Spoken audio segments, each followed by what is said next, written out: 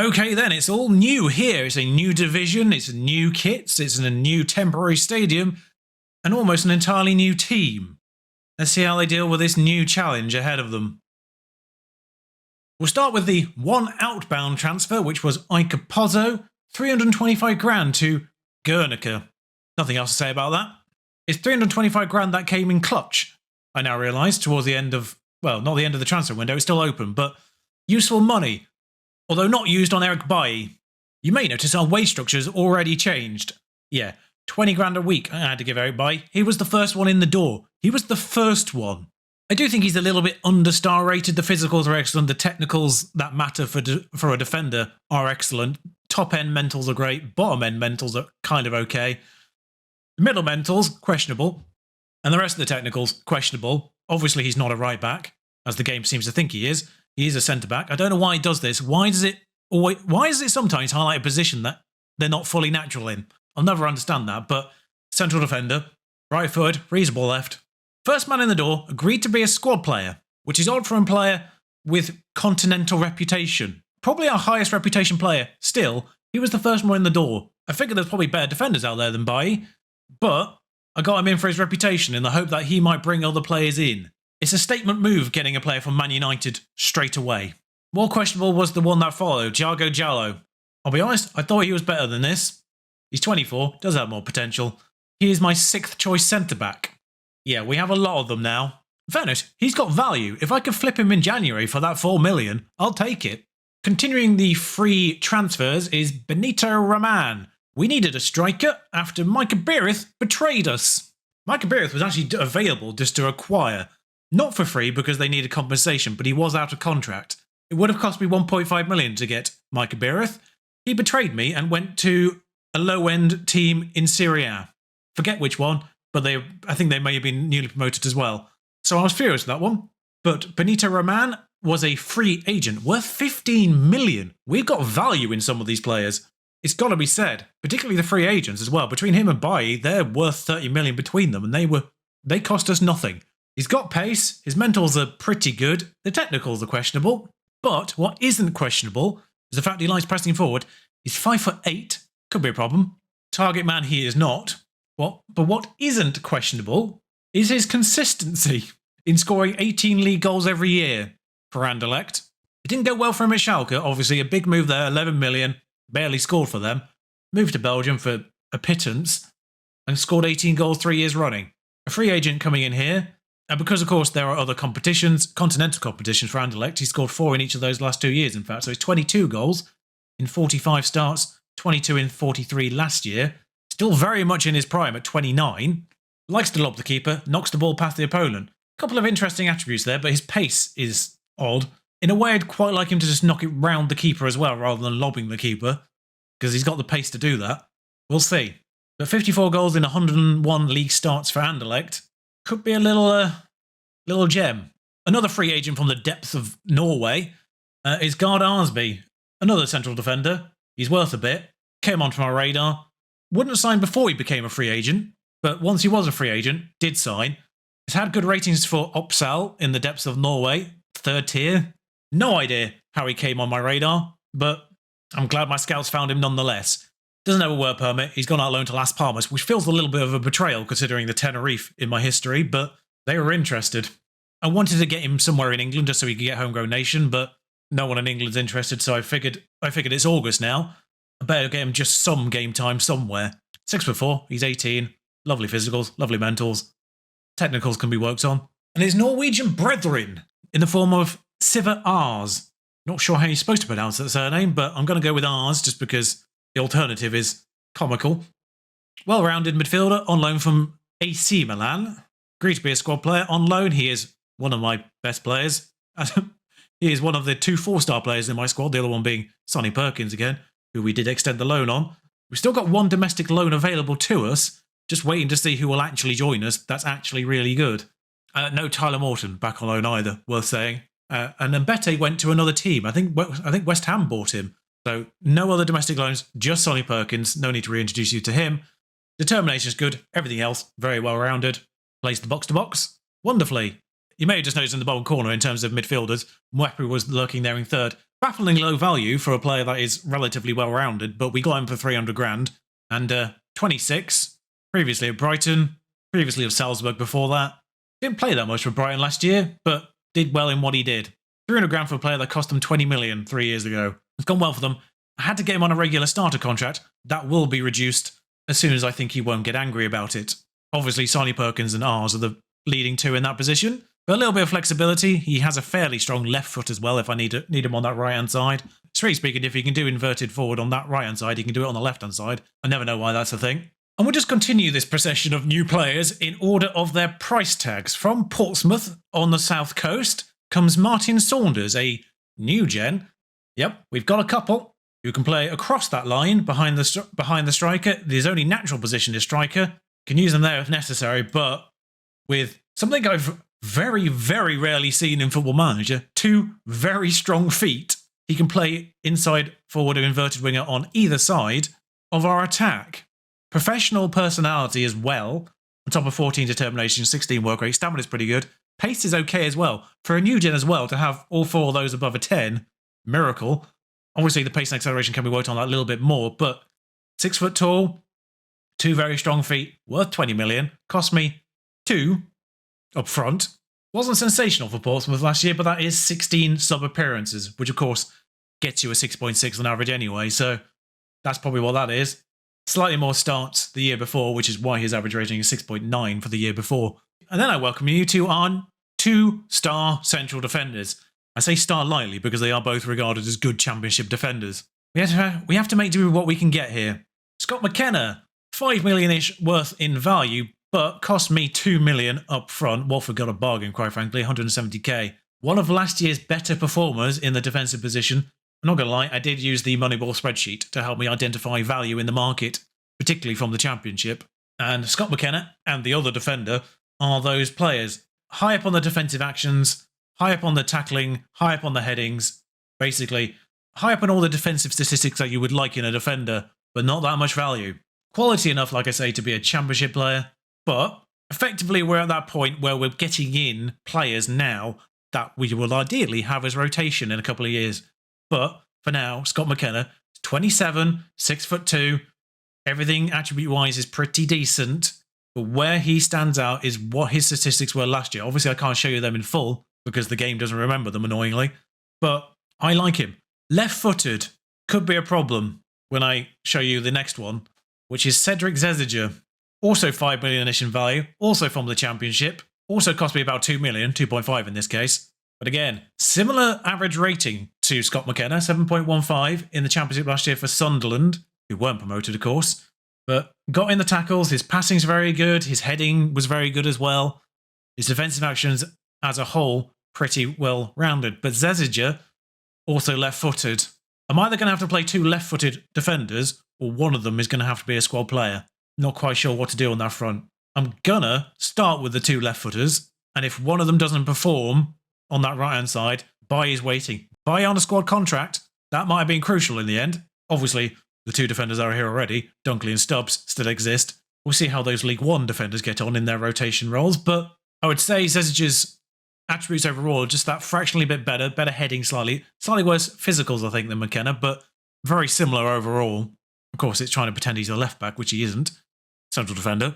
And then a little bit of a jump to 3.6 million for Jean-Eudes Aholu. Aholu, at least easy to say by itself. Again, a good Championship player, but 3.6 million in from Bordeaux, 30 years of age, to sit at that base of the defence. The half-back role is his if he wants it. Physicals are pretty good. Mentals are pretty good. The technicals that matter are pretty good.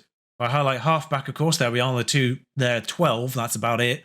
13 on the first touch, 12 on the positioning as well. But the physicals that matter, really strong. The mentals that matter, really strong in general. And the technicals that matter, really strong as well. 30 years of age, a bit of experience, is French, so he does have to learn English, which could be a problem. He's had decent-ish ratings in France, but 6'2", his friendly ratings have been pretty good so far as well. Here for 3 years, could be a useful fit. I should say, I did go in for 2-star, but he wanted a ridiculous amount of money. And then the odd one. I ummed and ahed on this one because this was effectively the last transfer I've got in so far, and it did basically run me out of money and wages. I'm now over my wage bill as a result because we had to shift the money to get him in. But Andre Lucas Gudjonsson from Real Madrid, physicals are good, mentals are fantastically average, 12 in basically everything, and the technicals are just okay again. Similar to Rahman, just okay in technicals. Again, a championship player, only 2.5 star rated. He's 22, but does have potential ability. So I don't know if I play him, if he's going to grow into that or not still. At 22, I would like to think he can still grow. He's 6'2" though, and there is a debate to play him as a result, ahead of Rahman in the striking role. Because Rahman can do the winger role, and he's 5'8". So there is an argument in my mind to play the 6'2" man up front. The problem with playing Rahman on the left is the next man in, who I'll get to in a moment. In fact, there's not really that much more to say about Gudjonsson. He's tall, he can jump a bit, and his heading's not bad. The target from the corners, really, if he plays. But he's agreed to be a fringe player. The weird thing about Gudjonsson, though, is the fact that he's a 2.5 star player now, and he's worth 20 million. In case you're wondering, we got him for 4. He's done fantastically in Real Madrid's B team, but obviously calibre of opposition there. Somewhat lower than the Premier League, so there's one more man to talk about before we get to the big money signing, although this is just shy of the big money signing. £7 million for Aaron Martin. I'm going to presume it is pronounced that way. I've had him before in saves, and he was very good before for me in saves, although that was a few FMs ago. Incredibly well-rounded player. I don't know why he's regarded as a good championship player, because those attributes overall, 14s and 13s and 15s and everything that basically matters for a fullback, loves to be complete as well. Tackling is good, crossing is good, acceleration, pace and stamina are all pretty good. His work rate's slightly on the low side, but the rest of it, absolutely fine. You may notice we've not got in a right back. I'm going to be playing Arroyo at right back. He's got a fairly strong right foot, but we play inverted anyway, so yeah, right back's been the one concession really, because if we play Arroyo there, we've still got Josh Key behind him, and Eric Bailly can fill in if necessary. Aaron Martin's my left-sided. He's not very good as inverted, but that might be more down to the foot rather than the attributes. Fairly professional, 27, 5'11". He's not short for a fullback either. Did cost me 7 million. Brescia got a bargain, quite frankly. Previously at Southampton, so at least he knows the South Coast. But the big money went on Baba Mansali, a new gen. From Sporting Gijon, just straight up cost me 7.5 million, 5 up front, 2.5 overtime, 2.5 when he plays 50 games. He's not all there yet, but he's 5'11", has a reasonable left foot, very strong right foot, natural on the left already. Inside forward, there you go. His crossing is 8, his finishing is 7. We can develop him either way. The question on Baba Mansali, though, is what is his best position? Had to get him in as a regular starter, which is what makes the problem with Benito Rahman on that left-hand side, because I think I have to play him as the inverted inside forward on the left-hand side, just to appease his starting time more than anything. He's fairly professional, though, so he should develop quite nicely. He's worth 30 million or so in our squad. Like I say, our players have got value now, some of them, but I think his best position is actually central midfielder attack. I think he should be Sonny Perkins' deputy, or we play him as a central midfielder attack and Sonny Perkins as the box-to-box, and let Steve Arraz be the bench player. I don't know which is his best position, but obviously with Sonny Perkins being alone, I do need someone in that role going forward over the next few years. So I think it's worth developing him as a central midfielder. I just might have to play him more as a winger this year or inside forward. But that's the squad. And there it is in its full majesty. Julian Fernandez still on that right-hand side, of course, one of the few people to escape being replaced. Just realised there's a couple more people to introduce you to because they were on last year's transfer list. New goalkeeper, Rajkovic. Former wonder kid, of course. I've actually had him at Hanover as well on stream. He was pretty good there. Right-footed. He's better than Fruchtel. I moved quite quickly to improve the goalkeeping situation. 1.9 million from Rhymes.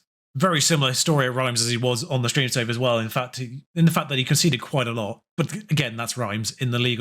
Did quite well 2 years ago, actually. 43 and 38 at Rhymes isn't too bad. Considering they got relegated last year, 53 conceded on a relegated team isn't too bad. Did get second in the Bundesliga with me at Hanover, so I think we might be okay. And in fact, he should be in goal for this match, of course. And the last one to introduce you to, although you're not going to see him because he doesn't have a work permit, is Mirza Markovic, who realistically was my intention to be the centre midfielder attack going forward, but he can actually do box-to-box perfectly fine. And with the feet preference of Baba Mansali as well, we could switch the box-to-box and centre midfielder over in the middle going forward, but he doesn't have a work permit, so we're looking for a loan for him. People wanted him for loan earlier on in the window, but I tried to get him an English one. It's not happened yet. £1 million. It's Vojvodina. they're a feeder club, basically. Not an actual feeder club, but just go there. They've got good players, usually. 1 million, worth 10 already. So if we don't never get work permit, we have to sell him on. He's worth 10 million. But if we can get him out on loan, get him some actual Serbian caps maybe, because I don't think he's that far off actually playing for them, could be good. Newcastle beat Wolves in the early fixture. Liverpool won against West Ham on the Friday fixture. I would have loved to make a joke about playing top of the table Arsenal, but obviously teams have played, so that doesn't work anymore. We're playing third place. Also, in case you're wondering, of course, even with those new transfers, 1,000 to 1. Of course, it is worth saying for the Premier League, Kaki's gone on loan to Sunderland. That's annoying. He was on my list, potentially. But the Premier League, of course, is 1,000 to 1 to win it rather than to be promoted. So I think, realistically, it's actually not that much different to being 150 to be promoted from the Championship, where there are more spots. I'm not sure if that's something that people are aware of, actually, the fact that the season preview is different for the top division than it is for the divisions below. But we're going to go with the formation that I talked about before, just because. Rajkovic in goal, Martin at left back, Zezic and McKenna, Arroyo, Ahulu, Perkins and Ars in the middle, Mansley and Fernandez and Raman up front. We'll see how it works. We see how the 5'8" of Raman works. We'll see how the two left-footed defenders work next to each other. If we move these players around, there's also a consideration to play Perkins up front as well, of course. And Johnson is too new to be having a number. He can have 19 because he's going to be a squad player at least. There was a friendly midweek that I played the second team in. That's why there's 11 changes from the last match, just to get everyone a bit of freshness in. Pre-season's been pretty good as a whole. Arsenal's team still Ramsdale, still Tomiyasu, still White, Gabriel and Tierney. The back five unchanged. They've acquired Neves and Fabian. Great acquisitions. Saka, Odegaard, Smith Rowe and Zapata up front. Dangerous striker. Although not the one they normally go for, Arsenal. I see Dest on the bench as well. I didn't show you the new kits, I've just realised. But we are in an away kit, of course, because Arsenal are in red.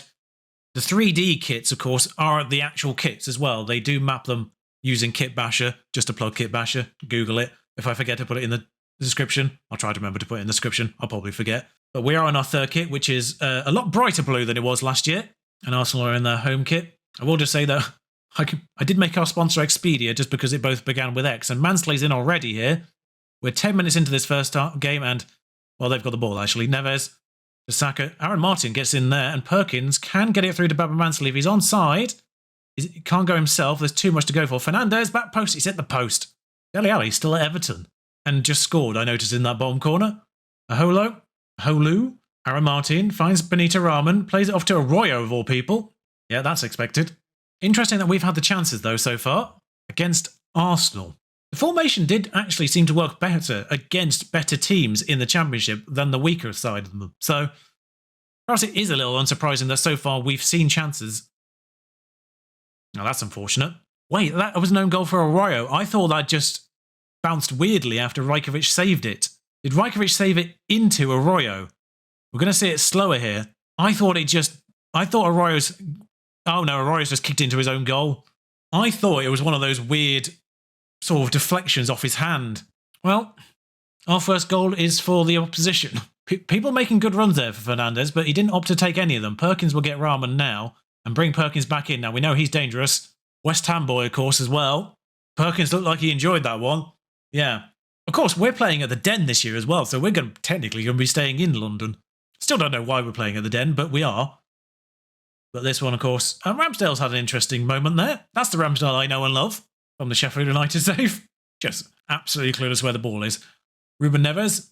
I should say that I have been proven wrong by Ramsdale in real life now, but my FM experience with him was, It was last year though, so I do presume he has been upgraded this year now with his Arsenal move. Gabriel. And his performances, frankly, for Arsenal. Fabian, Duvan Zapata, finds Tomiyasu on that right-hand side. Saka now in a bit of space to have a crack at it. Rajkovic palms it away for a corner. Wasn't sure if Smith Rowe was going to keep it in or not. But Smith Rowe, I probably should look at the corners, I just realised, because I haven't rearranged the players for their height. Ruben Neves puts the ball back in again. Rajkovic saves again.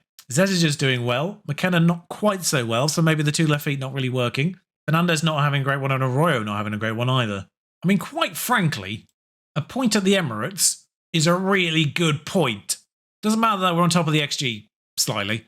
If we draw this, that's a very good point. But ours finds Rahman. I've forgotten we swapped ends actually there. I thought this was a highlight for them. Rahman's run off with his arms down, so I think he's offside. Didn't look immediately offside, so... Oh, yeah, miles off. I don't know how that... I think it's just because by the time the ball fell to him, the other defenders had caught up again. Don't know how I missed that in real time. Arroyo is booked in on 6.2. I mean, yeah, the fact that Arsenal saw play in our kit is kind of annoying because I keep getting distracted. Is that one of those free kicks again? Yeah, they just pass it and they pop it in the goal. That kind of free kick was so overpowered at the beginning of this game engine. It happened all the time. I haven't seen it in a while, though, so clearly they did sort of nerf it, but Aaron Martin can't find Mansley, although I thought he was going to get it back there anyway, because as we know, the wingers are the best tacklers in the game. Neves to Fabian, Odegaard, gets Smith Rowe in. Arroyo, I don't know what to do with Arroyo, because Josh Key's injured, so I don't actually have him available at right back. Maybe just bring Bailly in as a right back. I think that's the sensible thing to do. Rajkovic gathers this. But it wasn't the end of that highlight. He just hoofed it straight at Tomiyasu for no reason whatsoever. Instructions to go to the fullback, I'm pretty certain still. Odegaard takes his opportunity and just misses. Oh good, Aaron Martin's out now as well. Foot injury, that's concerning. And Gonda's still here, and Gonda's not great. But he was a really good performer for us last year, so maybe he'll still do well. Just want to check. Yeah, fullbacks. That was just my goalkeeper ignoring the instructions. What on earth was that throw in? It's in your own half. Just throw it to the nearest man on your team, you muppet. Tomiyasu. Saka's in. He's booked as well, though. Half expecting a penalty there. Tomiyasu again. Back to Saka. Good block. Aholo out. Said blocked by Rajkovic. Neves. Well, not over, though. Perkins. Gabby's Martinelli, isn't it? Gabby. Yep. Oh, no, it's Barbosa. They've got Barbosa and Zapata. Fernandez might have to be the third one here. And I have just realised that the Portsmouth guy's gone in the under-18s, I think, because he would have been a contender to come on for Fernandez right now. He's on a 6.1. Mansley's on a 6.5. The good news is that Mansley, of course, speaks Spanish along with Fernandez, so they should be at least be able to talk to each other on the opposite wings. Ars, Perkins, Aholo, Bailly. Bailly and Aholo would both speak French at least as well. Zeziger might be able to speak French as well, being from Switzerland. Aholo, Perkins. It's always a concern. It's always a concern when you're basically bringing in an entirely new team that they're not going to be able to communicate with each other because they all speak in different languages and all have like no coherence between each other. That's an unfortunate goal. So they've scored 4, but the first one was an own goal. That one was just super unfortunate. The third one was from the overpowered free kick routine. And I can't remember what the fourth one was. It was the Barbosa goal a moment ago, but I can't remember how that one went through, really. Another highlight. Perkins on Gonda. Rahman. Holo Fumawepa is the consideration right now. Fernandez has to come off. Perkins could score there. He doesn't. I have to bring Tom Ince on. It's really frustrating. I have to bring Tom Ince on. Our season will not be defined by this game, but what is promising is the overall performance, even though they're about to score a 5th here because free kicks are overpowered in general. Chelsea are beating Burnley 5-1 away from home, so that puts that into context a little bit. Oh, Zinchenko's just reacted and slide tackled the goal in. Classic Football Manager. He's also offside, so I'm not fully certain. I think it hits our defender, which is why it's not classed as offside. I think it's just hit our defender and then he's reacted and slide tackled in with his cat-like reflexes, clearly. Football Manager needs to sort that reflex situation out. Bailly, he's got friends here, but he scored himself. 5-2. Now that's football, says the text. He did have options to pass it to there, and Gonda is fullback to fullback, actually. Could have passed it back to Perkins here, but I don't know where Rahman was in that situation. But what is interesting, I mean, they've had 12 shots on target there. We've saved 7 of them. So Rajkovic hasn't had an absolute shocker, really, considering the number of shots on target. But the XG is interesting, because they've had 12 shots on target, but only 1.8. We've had 5 shots on target and basically 1.5 XG. So we made better chances than Arsenal, just less of them. But unsurprisingly, we've been utterly demolished in the end. It's worth saying, of course, ignoring the first goal there, and the free kick goal, the last 3 goals they did score were big chances for them, and actually most of their XG looking at it. So take out the own goal, it's 4-2. The outside the box free kick, just a bit of an anomaly goal, that one. But the 3 chances they did get, one was a bit lucky, of course. Could have been 2-2 on another day, but probably 3-2 the right result. 5-2 definitely not the right. We were in the game last time I listened to my assistant manager there. I think it was a good effort. We were just unlucky on 2 of the goals. Does put us in the relegation spots, of course, but our season will be defined more on the games like Leeds United, who are being managed by David Moyes, I've just noticed. Martin's out for 4 weeks. That's the last thing I bloody needed. Frankly, a loan for a right back might be sensible, but a right back who can play left back would be great, just so we can fill in there. Of course, Arroyo can play left back, and then an actual right back Will be nice. And just to show you our kits in full, I went alliterative with the sponsor. The home kit I'm not super keen on just because I can't get the sponsor right, but other than that, there are kits. Obviously sticking to the same colours because the game engine doesn't understand that otherwise. There you go. Stuck with the same kit maker as well as the actual Exeter City kit. So yeah, an encouraging start despite the loss, I would say. Maybe. That kind of performance against weaker teams, I think we will get points. I hope. Anyway, until next time, let me know what you think about the transfers. Let me know what I could do still. I've got no money left, so this is going to be interesting. Loans it'll have to be. Like, comment, subscribe, all that jazz. You know the deal. Until next time, ta-ra!